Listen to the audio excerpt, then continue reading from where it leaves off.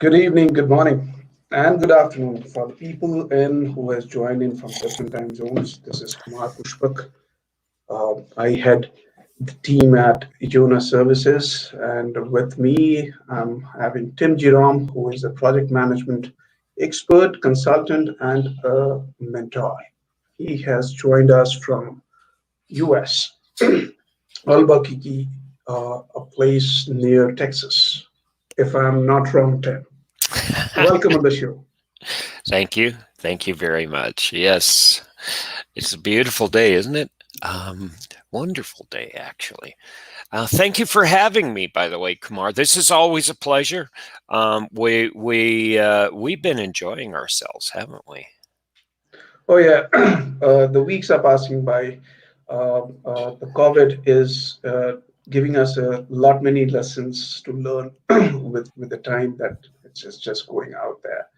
And especially on Monday, I am overexcited thinking about that we have to do a talk show and where I can actually ask you certain questions, which the last 1 week I have absorbed and I have seen, I have came across the kind of challenges and the experience, and I can share that with you as well. We have been actually doing this talk show for quite some time, isn't it?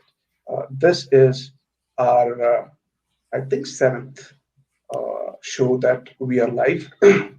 But today I don't want to get in asking the project management related questions. No, we have been doing so far. We will do it again in the coming weeks. But today I wanted to talk on something else, something on what brought in here and what made us to make things live as a discussion, things like that.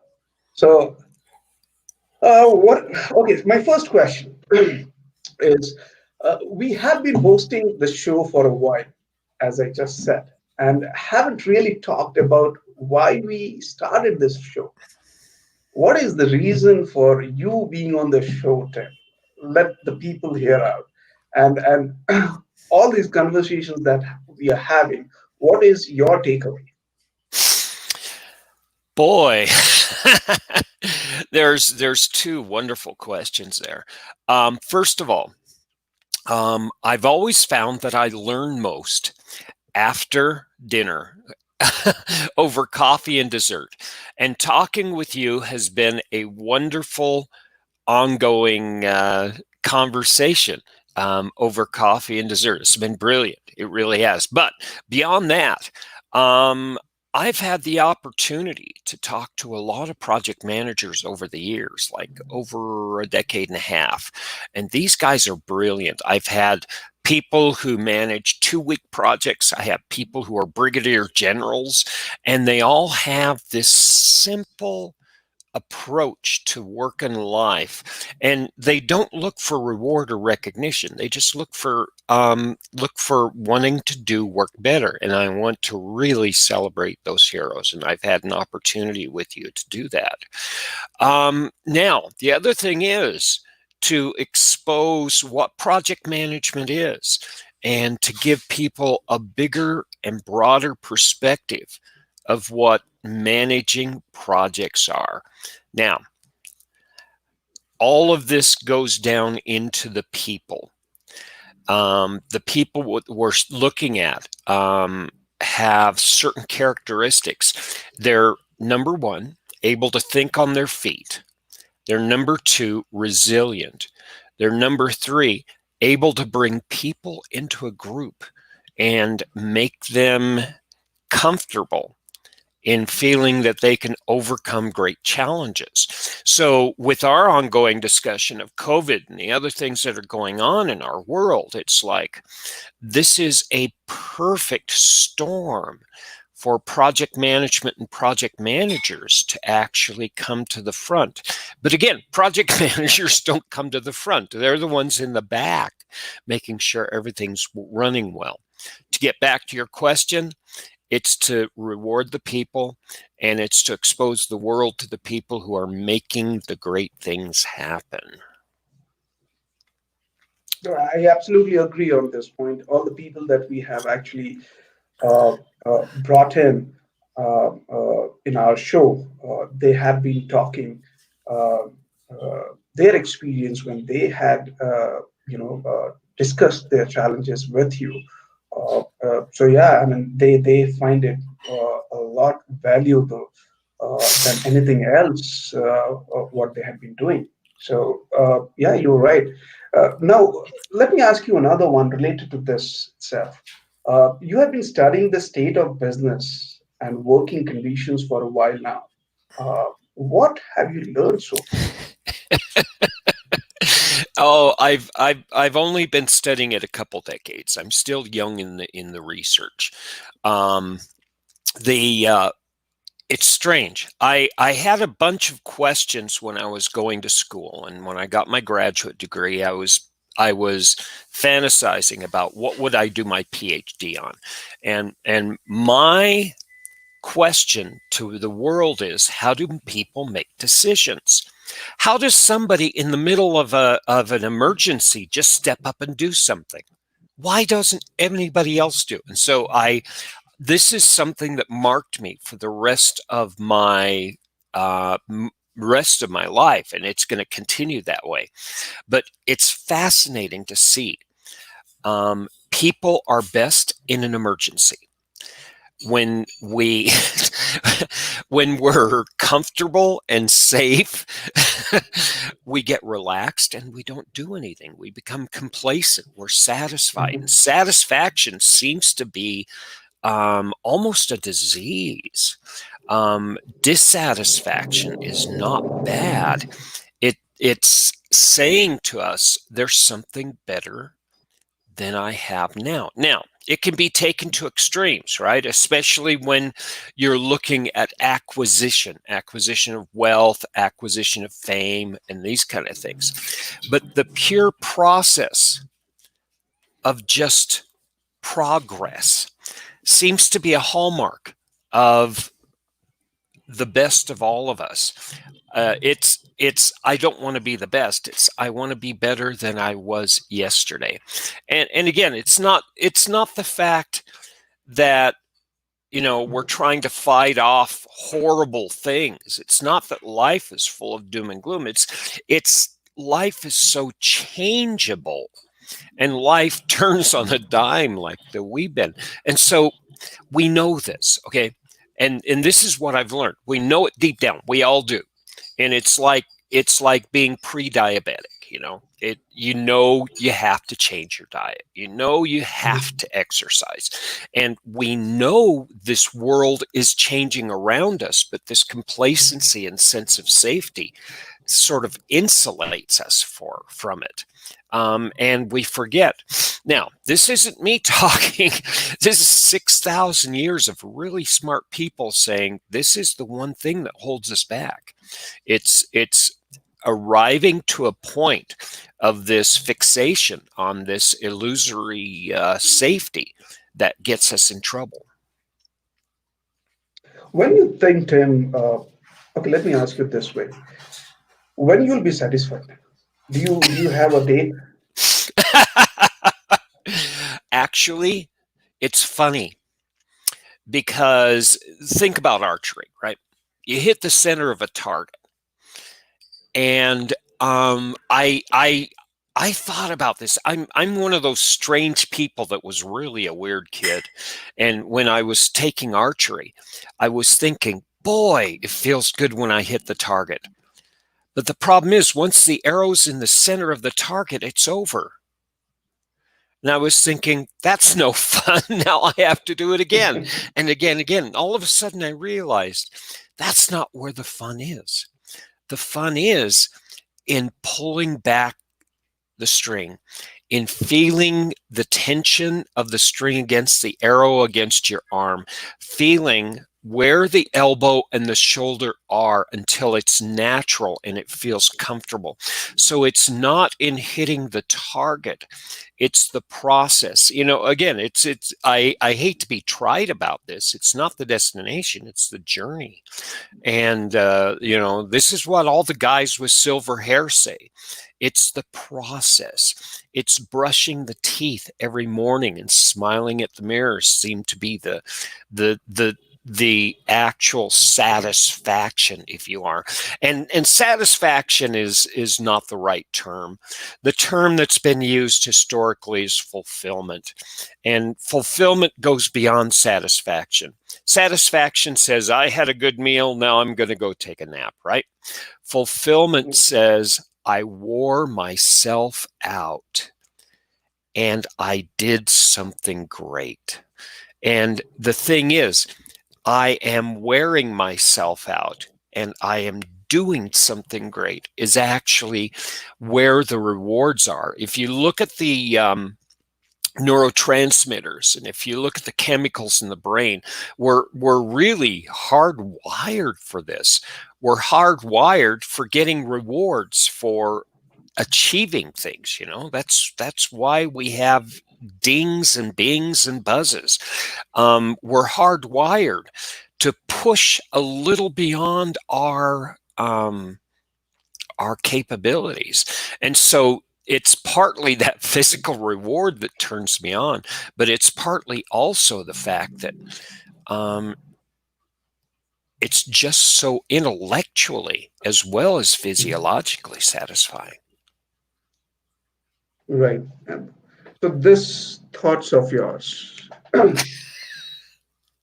with time, you know the situation, right? So based on the recent changes, the diseases, the political unrest, threat of climate change, has this changed your opinion so far, or this is your original thought which has remained as it is? Boy, if I was playing cards right now, I'd double down. I would put two or three times the money on the table on it. We're hardwired, like I said, and I'm more and more convinced that this is our primary driver. Let me give you an example, okay? Mhm. This is something I tell my students all the time, and I have a few students out there that are listening right now. And it's funny because we say this, and again, it sounds trite, but it's really true. We know more now about the human experience than we ever have in history. We know how the brain functions. We know how we intellectually and emotionally function. We know what we are created for. And we can actually go back 40 to 100,000 years if you believe in nature creating us. And we can see how we were created. And we can see why these mechanisms are in place. We have a function physiologically, and we actually, as individuals, are created for a specific function. Okay, this is what's Mhm. fascinating. Now, Mhm. set that aside. I like to talk to my students about hammers. Now, hammers are really great. Hammers have a function. They are designed very efficiently to put nails into wood, right? That's what they're great Mhm. at. But the problem is the same function that a hammer has to put nails into wood make them very effective at breaking windows. And so the old philosophers say there's a good way or a right way to use a hammer, and there's a bad way or a wrong way. So hammers are neither good nor bad. It's in their use that Mhm. creates that. Now, we also, as human beings, are like those hammers. If we know ourselves, if we understand who we are and how we function, this is how we know we are right. And for some reason, we know deep down inside we are right. I've read enough hundreds upon hundreds, if not thousands, of biographies of people who said, I knew what I wanted to do. and they went off and did it. I know why I'm here, and they went off and Mhm. did it. Those are the ones who actually were the compelling ones. Now, in this lockdown, there are two reactions. Number one, I'm safe. I'm in the house. I'm following rules. I'm complacent. I'm watching Netflix. I'm being entertained. It's the old Roman bread and circuses. Keep people's stomachs full and keep them entertained, and we'll be happy and we'll get through this. But at the same time, there's this sense of something going on that we're not part of. We're isolated from our friends. We're isolated from our groups. We're isolated from our progress.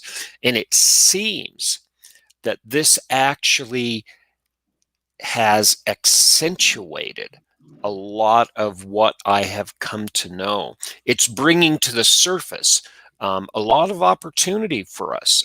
Everybody. It's funny because a few of us talk about this all the time. Not just you and me, but a lot of other people. Many people are seeing this not as a holdback, but an opportunity to do things that they've wanted to do. Explore these ideas, read books, think things, organize. And it's these drivers that seem to actually be a hallmark of why we as humans, individuals and groups both, are incredibly successful. Now, I'm going to set that aside for a second, okay? There's Mhm. something else that I've learned. The 21st century is a pivot point.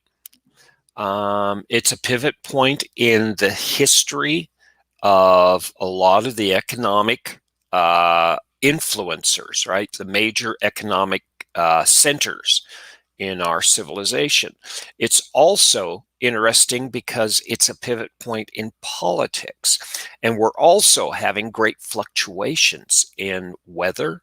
And all of a sudden, on top of that, we have a huge disease. So it's almost a perfect storm. We had one of these back in 1200 BC in Western civilization, and it caused the end of the Bronze Age. It destroyed 8 civilizations, and it left one intact. Egypt came out of it Mhm. not unscathed. It was never as powerful as it was before then. What the two things that actually we have today that they don't have that are going to pull us through, it's our ability to communicate, right? The internet and telecommunication, that's got us good. And then embracing commerce, being able to keep the trade routes open, right? Silk Road. That's what destroyed all of these Bronze Age civilizations. They were limited in how they shared information, and they were limited in how they did business. And we don't have those limitations. So, again, there's a lot of frustration at the individual and social and leadership level, but at the same time, we have a great opportunity. And what I've learned and what I've seen plays out even more Mhm. strongly than I had going into this. Mhm. You calling it as a frustration. At the same time, I also see a desperation out there with all that. So I don't really think the things are so frustrated or things are so desperate. Is there any optimism to be found? I'm an entrepreneur. If you are not risk averse, with great threat always goes great opportunity. And we know this, right? You always have to weigh the threats and the opportunities. And those exist right now. There's always a window if you can't find a door. And we forget this as humans. In an emergency, we'll jump through the window whether it's open or not. And that's just, again, like I said, that's just what we're hardwired for. What we don't think about is that we have this huge machine that was put on the front of our brain and became part of our brain that allows us to say, emotions, you're great. and you're allowing me to be passionate and caring and giving and connected. But if we can hold back on the decision, maybe we can take an idea on what's going on. And it seems that a lot more of our society is talking about these things. Like Maslow, when he was looking at the hierarchy of needs, he was considering that the people who were self-actualized were maybe 1% of the population of the planet. Self-actualization is knowing your vocation. It's knowing why you're here on the planet. And we're actually communicating that to millions of people every day. So it's not that I'm optimistic. I'm confident that there is a direction that we're going that is very positive. It's just that, when doubt and confusion come in and where that frustration hits, people tend to shut down. And so this is where our communication is critical. Not just saying, "Hey, are you all right?" But hey, let's do something cool together. Let's use our brains and let's create something new. Human beings are fascinating. We're really good at this, and we're to both our benefit and our detriment. We're incredibly curious.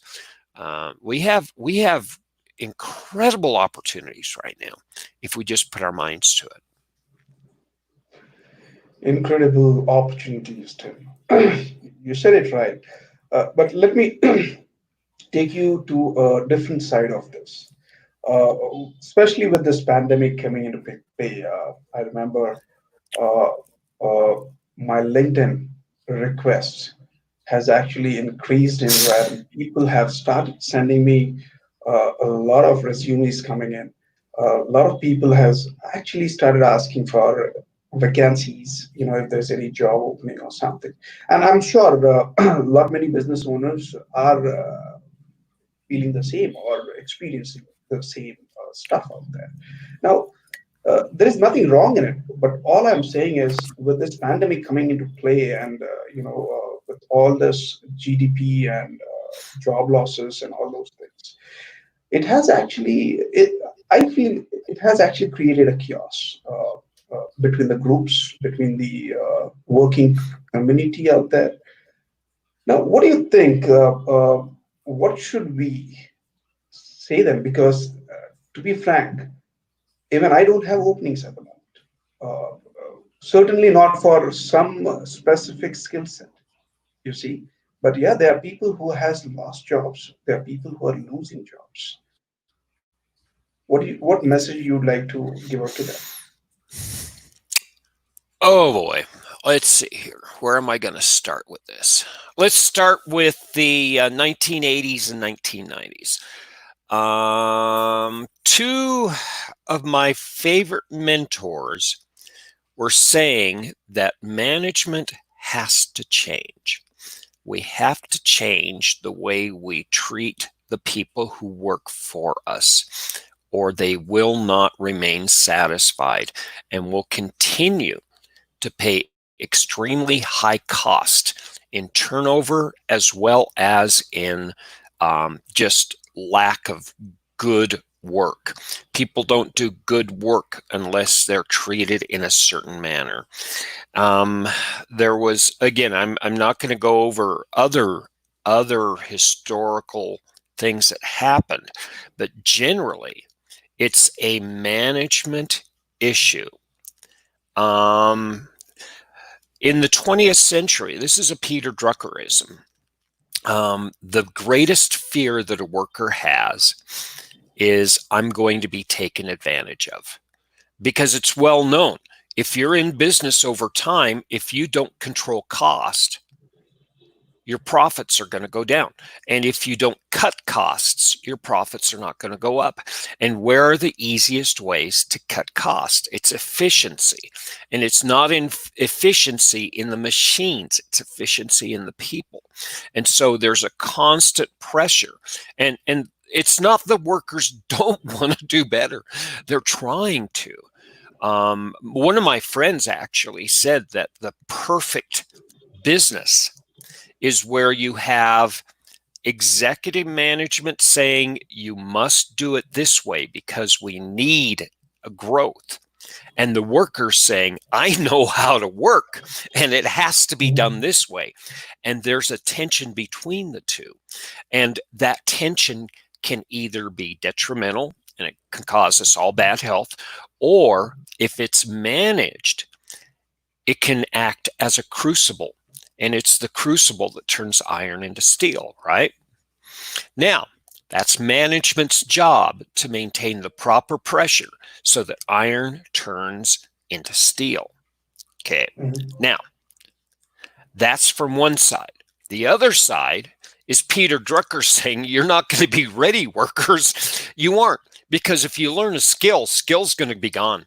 And we don't even know what skills are going to be needed in 5 years. What new language are they going to come up in years 2 or 3? So we can't even train. So it's no longer I'm going to be taken advantage of. It's going to be I'm going to be irrelevant. I never meant anything.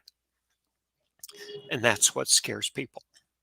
So in studying these leaders, in studying the people who did this well over the last millennia, there's a few things that I can give advice for. But the bad news is it's going to take about 3 to 5 years. And I'm not saying society has to get back on track. I'm saying it takes 3 or 5 years, even in a situation where we just have day-to-day work. If you want to actually get into a job and a life of fulfillment, it takes a little investment, but it's there, and it does take effort. First of all, you got to learn how to learn. You're going to be not reinventing yourself, but you're going to be refining yourself the rest of your life. And if you're out of work, you're going to have a perfect opportunity. This is not a time for complacency. This is a time to refine yourself, either learning what your life's work is supposed to be or refining your life's work. Because if you love what you're doing, that means you don't have a job or career. You have a vocation. You're going to actually focus on that. And you're going to be spending 12 to 18 hours a day because you're passionate about it, okay? Number 2, find your vocation. And there's lots of self-help books out there. We can talk about that if people are interested. Again, there's lots of tools out there to help you find your vocation, but find out why you were made. What were you genetically crafted for? Why are you on this planet? And there's a reason. Everyone has a reason. Number 3, this is where it gets fun. There are people just like you. The internet has proven this. No matter how unique you think you are, there's somebody in China, somebody in India, somebody in South America, somebody in Canada who is cut from the same cloth you are. And it's easier now to find those people and gather as a group than ever before. Find your group. Because once you get comfortable with them, it'll take about 3 to 6 months. They're going to have your back. You're going to have their back. It's just the way people are hardwired. Okay, we've been doing this for 40,000, 100,000 years. We do this without thinking. Okay, now that you have your tribe, right? Number 4, find your unmovable object. Find your obstacle, right? This is where things get exciting. Think about clearing a riverbed because you want to build a road, right? You can run water and blow the sand out. You can pick up the little rocks and put them in baskets, and then you have a big rock in the middle, and that's your unmovable object. You will find it, and everybody has one right now. I guarantee you. You know what it is, and what you need to do is push. And if you can't move it, that's what your tribe's there to help you do. Build the people who think like you, believe like you, have passion like you around you. Find the rock that you all agree on and push, push, push. And that's what 5 is. It's the pushing. Now, to get back to what we were talking about earlier, Kumar, it's that pushing that we are made for. We are primarily made to be pushers of rocks, move things. Now, you want to get the hardest, biggest, most difficult rock to push on, because that's what's going to grind you. Okay? This is the secret. You grind through life. All the soft parts of you grind off while you're getting rid of the soft parts of life around you. And what's left? The solid core, the diamond. And all of a sudden, you are exposing who and what you are. And that's where the magic happens. Learn. Yeah, and you Go ahead. attract that's when people start saying, wow, you have a message. Let me hear what you're talking about. Let me find you a job. I don't care who or what you are. There's no interview. And this is where things tend to click. Right. Learn how to learn. Sounds good. Would you like to put some more thoughts on it? What is Oh, exactly that okay. means? So do you want me to dig down into what learning how to learn means? It's it I this is a bit of a digression, but I'm happy to. So when I say learn to learn, there's a way we actually acquire knowledge, and there's 2 pieces of it. Number Mhm. one, how does the brain function? Um, all of the knowledge that you learn is dumped into short-term memory, right? When you take a class, when you study something, at the end of the class, you say, I know something. No, you don't know it. You recognize it. You Mhm. recognize it. And that's the key. And that's what I call phase 1. This is what we know as rote memorization. Okay. Now, every professor knows that that's going to be gone within 4 to 6 weeks if you don't harvest it and use it. There's also a second part where you review and you analyze and you refine, right? Mhm. This is where you're turning the recognition into comprehension. It's sort of like being a hunter. You recognize an arrow and you recognize a bow and you recognize how to put a string on a bow. You recognize how to shoot an arrow and you're comfortable with that. And you practice and you practice and you practice. And all of a sudden you learn that they're arrows for birds and they're arrows for big animals and they're arrows for small land animals, and you start practicing this and practicing this and practicing this, and this is where things get really interesting. You become an expert. Okay. um Robert Greene, yeah, Robert Mhm. Greene talks about this. He talks about this as apprenticeship, right? And this is where you learn to be an expert. This is where you learn to grow. And again, it's a lot easier. It's a lot easier if you have time to do this. There are ways that you can speed this up. Number one, you find somebody who's a really good archer to work with you a lot, and you Mhm. don't just take lessons from them. You observe them when you don't think that they know you're watching, right? Watch their behaviors. It's sort of like being around an executive in an office and seeing how they treat other people. Oh, that's how a CXO treats the janitor. Oh, that's how a CXO treats the person at the cash register in the cafeteria. And that's what this whole apprenticeship is about. Now, thirdly, this is where you are an expert and you continue and you continue and you continue. And this is what Covey, in his 7 habits of successful people, calls sharpening the saw. And this is what is mastery. Now, Let's go back to 2005. There was a major movement in the United States in corporations. They wanted to actually cut costs. And what cost did they cut? Middle management, right? Because what does middle management do?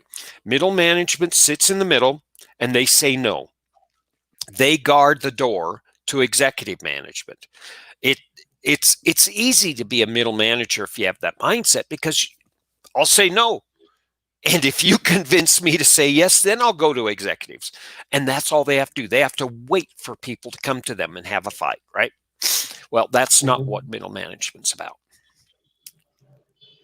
Middle management actually grew up as the best workers in the office who actually manage the teams. They know to do the work better than the individuals.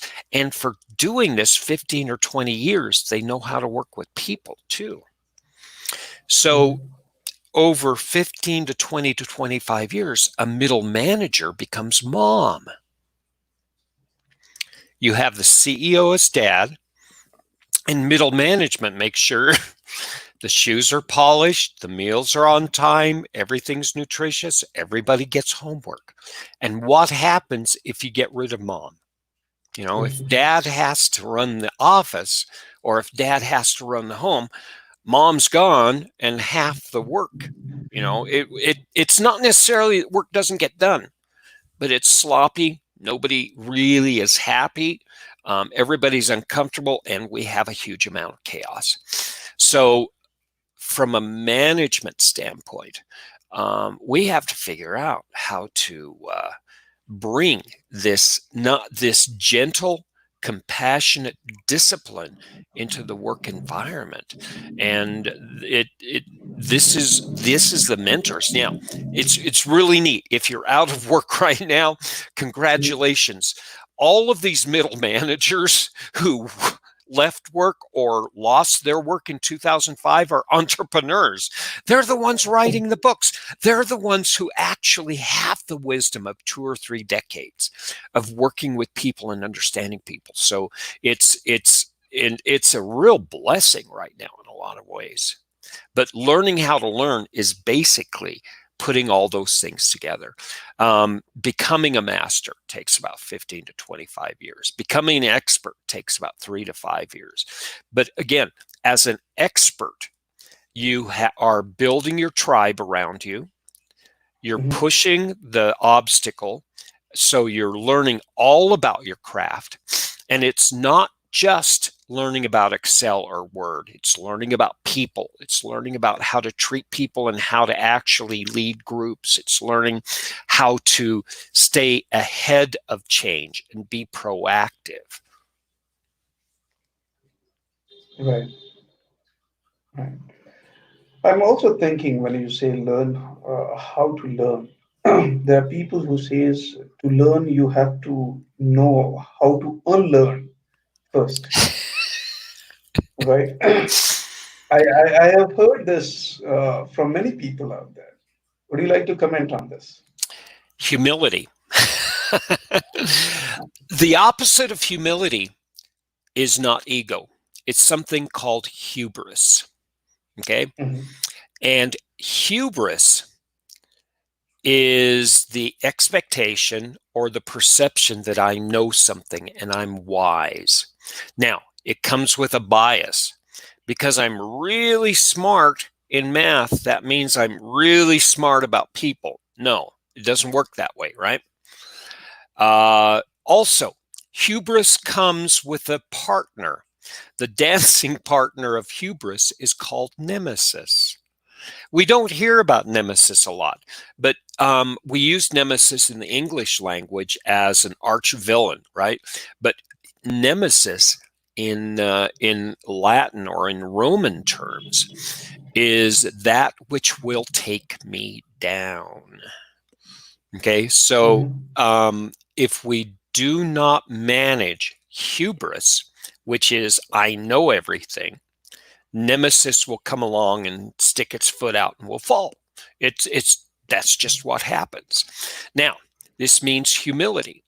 But this works to our advantage too, because if you are a leader, you're an expert and you're getting on to be a master, but the learning does not stop. And you have an opportunity to use each and every person around you as a teacher. My greatest teachers are my students. They're the ones who are coming to me because they're teaching me how much I have left to learn. They surprise me with the questions. They surprise me with their perceptions. Even though I think I know everything about project management and project managers, each and every student sticks their foot out and I fall every time in class. And one of the greatest reminders is that the one thing that actually helped me start to understand my ego. I can't control my ego. I still am a human being like everybody else, but to understand my ego was that learning and growing and relationships are not a win-lose game. It's not like wrong or right is win or lose. No, if I can actually change the way I look at things, all of a sudden it's like the student and the teacher become a team and they collaborate. And all of a sudden, the teacher learns more and they're more effective and they have more influence and the student learns more. And so from that standpoint, learning should be constant, and again, like we said early on, it's a journey. It's not a destination. There's no way you're going to know the truth. There's no way you're going to have perfect knowledge. You're going to be in front of that basketball hoop shooting and shooting and shooting and shooting and shooting. You're going to be reading that one paragraph that you don't understand in that book 5 times tonight, 20 times tomorrow, and you'll get frustrated and you'll set it down. And then in 3 weeks, you'll wake up at 2 in the morning and say, that's what happened. And that is the joy of continuous education. It's again, it's a journey. It's not a destination. Right. Journey and it's not a destination. Let me take you back to the question of the people who are losing of jobs. Uh, what would be, if I have to ask you, what suggestions you have for them to give out? What do you think they should be doing? Like I said, study up. I can. There's a lot of good books up there. Turn yourself into your own teacher. Turn yourself into your own master. Turn yourself into your own friend.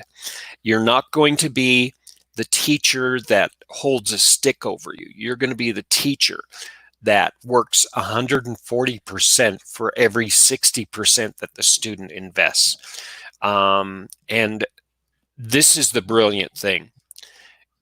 If you start learning how to be a teacher for yourself, it's going to be really easy to transition to be a teacher to others.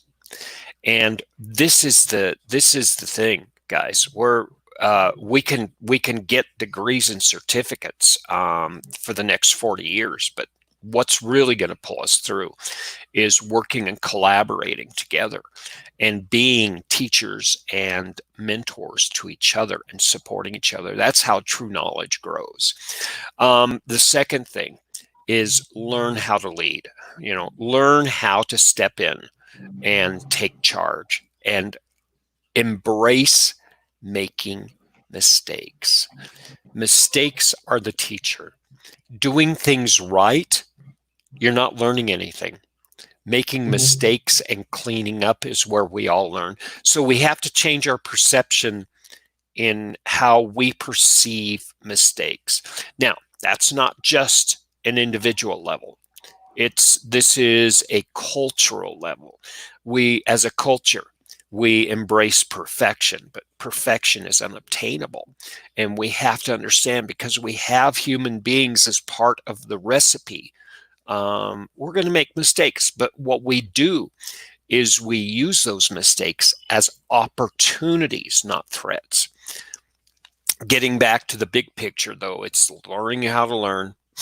It's the focusing on your vocation, what you're here for. It's finding people just like yourself. And again, if you want to schedule this out, if you want to make a business plan, this is what it's all about. Envision where you want to be in 10 years or 5 years, right? Build that vision as strong as possible. And then figure out what you have to have in 3 years. I'm serious, write this down.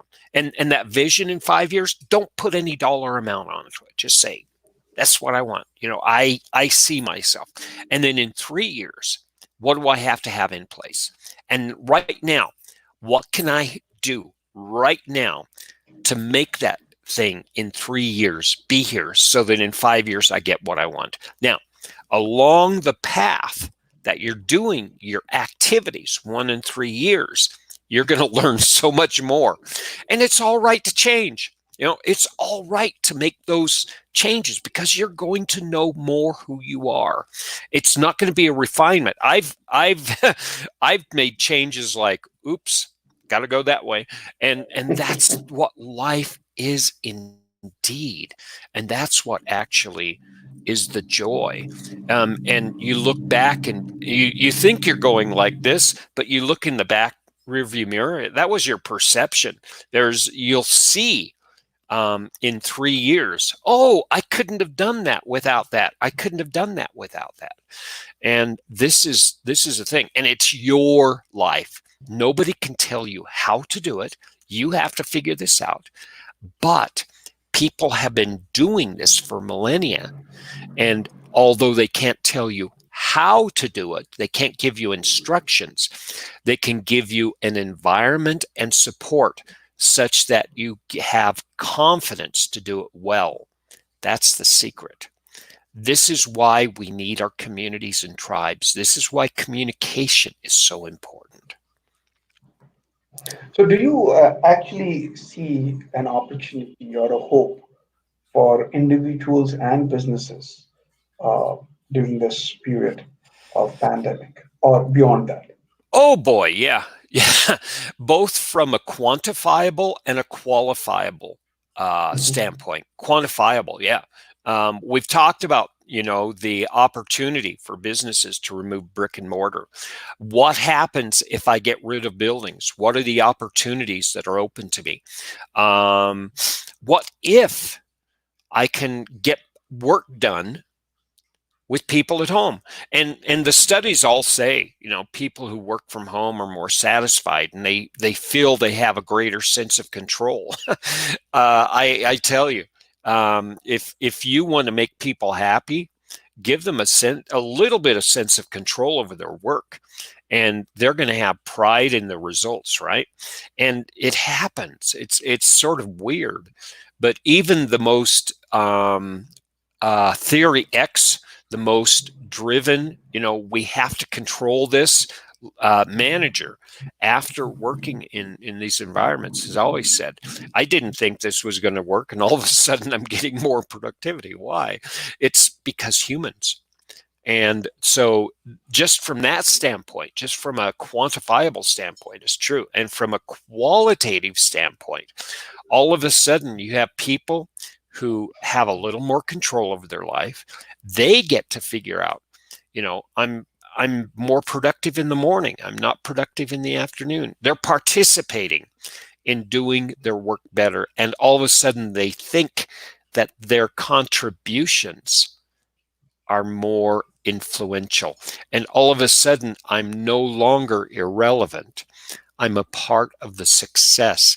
Now, that's healthy Mhm. for people. It's healthy for business. This is the key. And like I said, in the 20th century, especially the early 20th century, maybe 1% of the population knew this. And now, with a flat access to knowledge and a flat access to teachers and trainers and experts, more people are really understanding this than ever before. And this, and let me go back to one of my earlier statements. This is how humans function. Okay, this is not something that you have to learn. But if you Yeah. know how things function, you can actually contribute to it, and it's going to be a lot easier, and it's going to be a lot higher probability of success of what you want Mhm. consciously, and you're going to be able to participate in the ride. Yeah, I have nothing but optimism coming out of this. We've gone through the hard things. We have experienced falling off the bicycle, and now we're getting back on, and we're learning how to not do this again and do it better. I absolutely agree with you, Tim. Especially, I understand every challenges that comes on the way. It actually opens up another door for you, and the door for better things in your life, in your career, in your businesses out there. Very well said. Learn how to learn uh, well. Uh, I had these many questions for you on today out there, Tim.